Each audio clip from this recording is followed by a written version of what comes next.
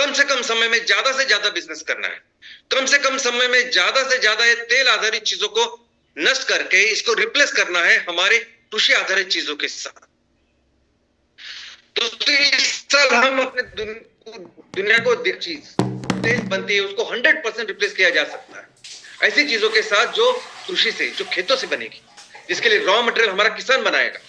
और जो हमारी जरूरतों को बहुत बेहतर तरीके से पूरा करेगी और उसी के साथ साथ इस प्रकृति का, इस माँ का ख्याल भी रखेगी। और दोस्तों ये क्रांति करेंगे लोग, वो मंच होगा एमसीएल का और शुरुआत होगी अब।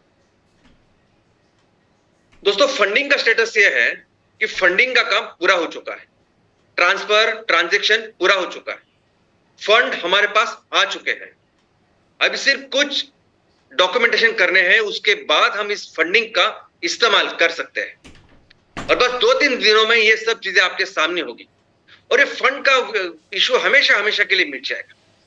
दोस्तों ये फंड यानी कोई टेम्पररी अरेंजमेंट नहीं है, एक परमानेंट व्यवस्था है जो हमने की है। ये फंड यानी एक डेट है, एक कर्जा है जो मेहनत करके, काम करके, बिजनेस करके हमें चुकाना है। लेकिन इसका तरीका ऐसा है कि जैसे बैंकों से हम कर्जा लेते हैं, बैंकों से कर्जा लेने के बाद उसको चुकाने के बाद हम दूसरे कर्जे के लिए एलिजिबल होते हैं, वैसा यहां नहीं है। यहां ये इस फंडिंग के साथ हमने कुछ कमिटमेंट इन्वेस्टर के साथ की है, वो उस कमिटमेंट के द्वारा जो प्रोजेक्ट हम एग्जीक्यूट करें, हम उसके साथ जो रेवेन्यू और प्रॉफिट का जो हमने बताया है उसको हम डेमोन्स्ट्रेट करें, तो इमीडिएटली उसके बाद हम ऐसा समझिए कि नेक्स्ट लेवल ऑफ फंडिंग जो कम से कम 5 गुना हो गई इससे ज्यादा, उसके लिए तैयार होंगे। दोस्तों अभी इस ट्रांच के साथ हमें हमारे परिवार के हर एक उद्योजक के लेवल पे बिजनेस की शुरुआत करनी, हर एमवीपी, हर एमएसएस, हर एमपीओ के लेवल पे बिजनेस की शुरुआत करनी, जिसमें कम से कम 200 एमकोल प्रोजेक्ट और 25 एमसीजी प्रोजेक्ट होंगे। और इसके बाद ये व्यवस्था, ये फंडिंग ऐसे ही चलती रहेगी क्योंकि ये जिस क्षेत्र में हम काम कर रहे हैं वो क्षेत्र आज की तारीख में दुनिया का सबसे महत्वपूर्ण, सबसे जरूरतमंद ऐसा क्षेत्र है, वो है सस्टेनेबिलिटी। और सस्टेनेबिलिटी के मामले में इस सेक्टर में सबसे ज्यादा, यानी पूरी दुनिया में अगर आप देखेंगे तो कोई ऑर्गेनाइजेशन इतना बड़ा नहीं है, इतने बड़े लेवल में, इतने बड़े स्केल में काम नहीं कर रहा है जो एमसीएल कर रहा है। तो आने वाले दिनों में हम बहुत ही अच्छी फंडिंग, जितनी हमारी जरूरत है उतनी फंडिंग हम अपने कामों के लिए लाएंगे। और मैं हमारे परिवार के सभी जो सदस्य हैं, जैसे अभी सर ने बहुत अच्छा शब्द इस्तेमाल किया, क्रांतिकारी, एक्चुअली हम लोग क्रांति करने वाले हैं। मैं सभी उद्योजकों से, सभी सदस्यों से, सभी हमारे परिवार से एक बात कहना चाहता हूं कि आप ये फंडिंग बिल्डिंग का ये बिल्कुल चिंता ना करें, ये रिफंड, ये लायबिलिटी की बिल्कुल चिंता ना करें, सिर्फ उसके ऊपर ध्यान दीजिए कि जिसके लिए हमने इस संगठन की शुरुआत की, ये विजन, ये मिशन, ये बिजनेस, ये सबसे महत्वपूर्ण है और आने वाले दिनों में मन लगाकर हमें ये करना है।